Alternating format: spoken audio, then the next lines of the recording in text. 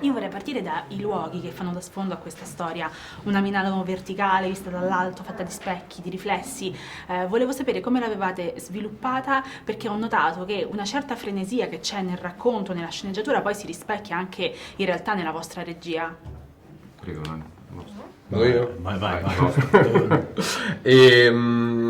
Noi siamo andati a cercare un pochino come ambientazione, seguendo ovviamente la narrazione, una Milano del business, no? L'acciaio, i vetri, gli uffici e il lusso, ovviamente, che contorna un po' tutto questo mondo, senza però tralasciare tutta una serie di ambientazioni che sono, diciamo, un pochino più popolari, dove avvengono degli avvenimenti, delle cose da cui escono fuori, diciamo, delle perle, come per esempio il nostro La Gioia, che viene dalla periferia milanese e da lì va a scalare, diciamo, le gerarchie del calcio. Ecco, la nostra intenzione era appunto rappresentare questa Milano del business come molto fredda, quasi come delle scatole chiuse in cui i nostri personaggi cercano di uscire in un modo o nell'altro, chi da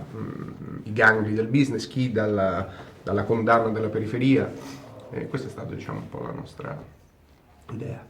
C'è un'altra serie bellissima sul calcio, Ted Lasso, in cui a un certo punto un personaggio dice che il calcio è vita. Siete d'accordo? Il calcio è sicuramente una fortunata metafora in qualche modo, perché racconta se stesso in qualche modo, perché crea una sorta di mitologia, e noi quello che volevamo raccontare è la realtà dietro il mito, sbirciare dal buco della serratura e capire qual è la vita vera dietro la vita che viene raccontata e estetizzata in maniera lirica, come sappiamo, insomma, da tutti i mezzi di comunicazione. Il grande gioco racconta un mondo del calcio, tra virgolette, contaminato dal mondo pubblicitario. Avete nostalgia di un calcio, magari di quando eravate ragazzini, che era più istinto e cuore e meno marketing?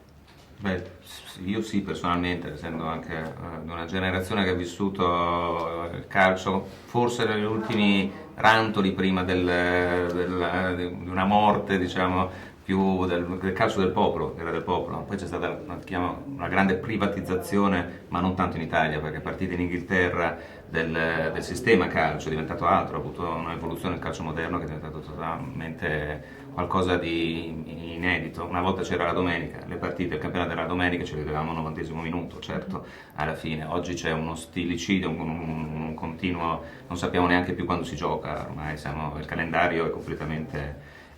la contaminazione è stata determinata dalla fortissima volontà di costruire business. Ecco, noi quel business abbiamo cercato di raccontarlo appunto da chi lo fa, da chi sta un attimo dietro e chi vede queste opportunità di enormi profitti, che il calcio, che è una fortissima droga per me, appunto io la considero una droga che permette a tante persone di dimenticarsi di tutto, dei loro problemi, insomma, per quei 90 minuti a cui si assiste per una partita.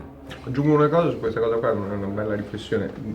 È vero che un tempo c'era molto più spazio per l'uomo, Certo. L'uomo calciatore, non il businessman calciatore. Infatti un tempo c'erano più eroi in un certo senso, e questa è la cosa interessante. C'erano più maschere, esatto. Sì. Adesso che è più un business è diventato, cioè questi eroi sono diventati più un prodotto. Un brand. Esattamente. Allora, la serie mette proprio in scena lo scontro un po' tra queste due mentalità, questi punti di vista sul calcio, quindi il grande gioco, anche il titolo stesso si può riferire al grande gioco del calcio giocato o il grande gioco che c'è dietro il calcio. E anche posso aggiungere che raccontiamo, diciamo, 3 generazioni di procuratori.